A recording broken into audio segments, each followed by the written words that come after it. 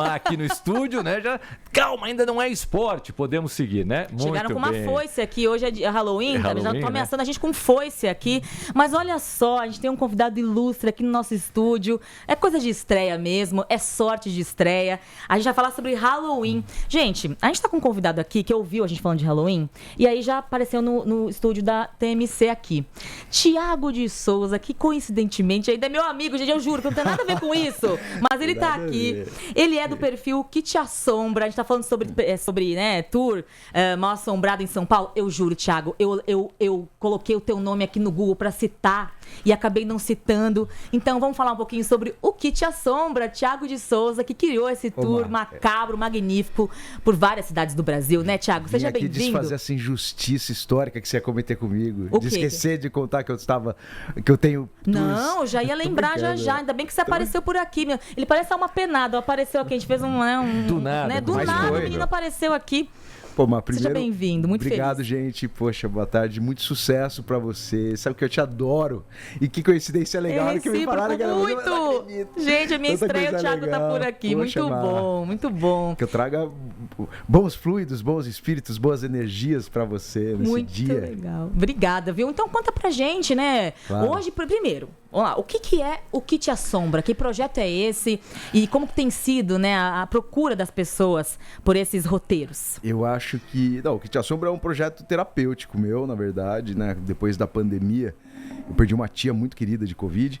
E aí, eu estava consumindo compulsivamente esse tipo de conteúdo. Em 2018, eu tinha feito um doc sobre ensino de cuidado paliativo com a Faculdade de Ciências Médicas da Unicamp, que chama 7 Manhãs. Então, eu gostava desse tema e achei que precisava, de alguma forma, depurar esses acontecimentos de uma maneira que Leve. devolvesse tivesse algum encanto.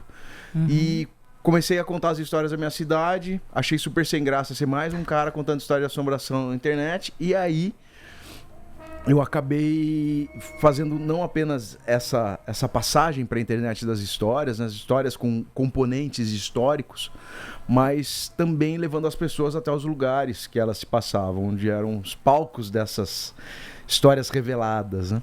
E foi muito legal, a gente trouxe de Campinas para São Paulo e a partir daqui esse método nosso de querer entender o que aquele espaço tem para te contar a partir das histórias que ele guarda, a gente criou vários formatos. Hoje a gente tem vários, os passeios noturnos em São Paulo, por exemplo, nós criamos roteiros que são exercitados, são praticados nos cemitérios mais conhecidos.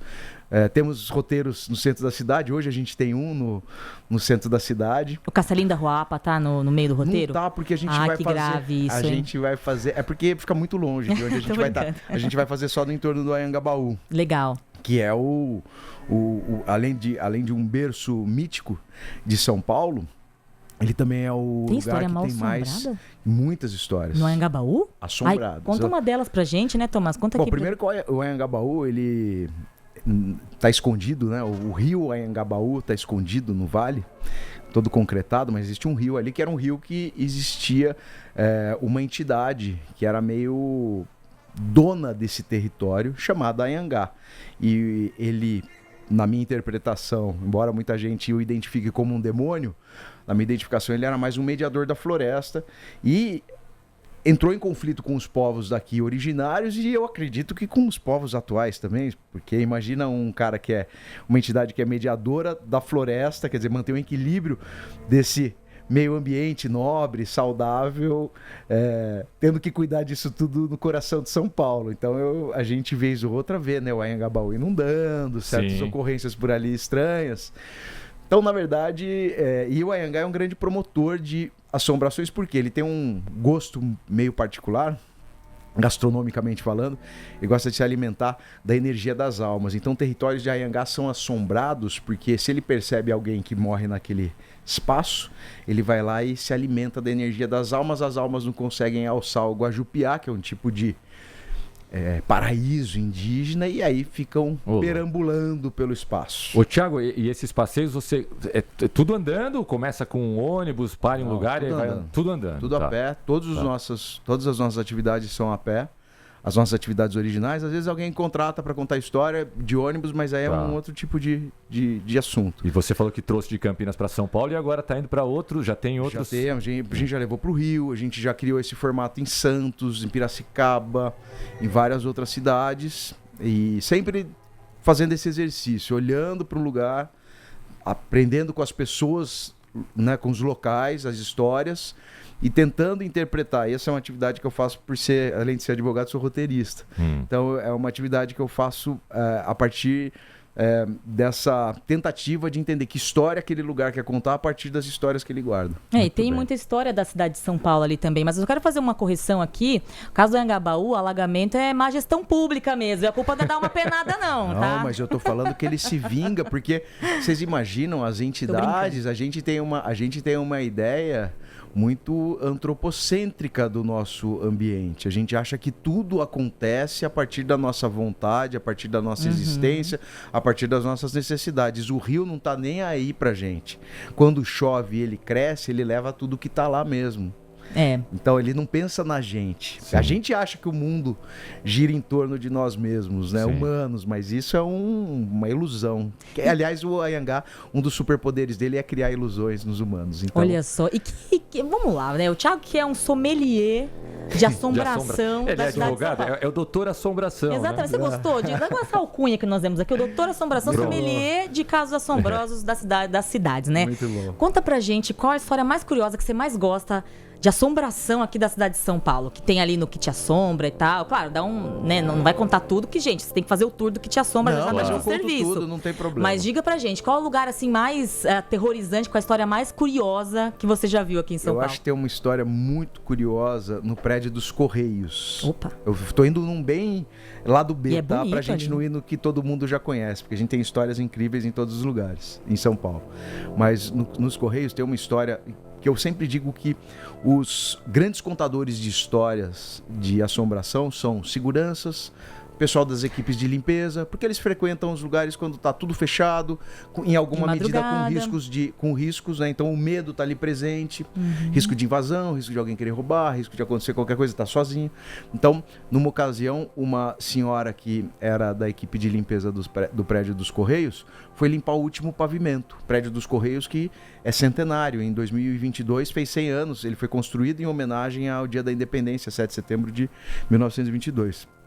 E aí ela sobe no último pavimento e começa a escutar um barulho muito inapropriado para o lugar. Um barulho de criança, de manhã, que também é um perigo, porque fantasma que aparece de manhã é muito pior do que o fantasma que aparece à noite. É mesmo? Sabia disso não.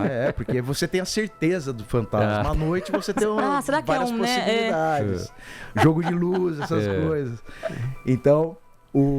essa senhora sobe até o último pavimento e vê crianças brincando. E quando ela vê aquelas crianças totalmente deslocadas, né, daquela cena, daquele tempo e espaço, criança com roupinha de época, uma coisa esquisita, ela se distrai e solta a vassoura. E quando a vassoura cai no chão, as crianças olham para ela, todas. Dão uma risadinha e saem correndo para dentro da parede.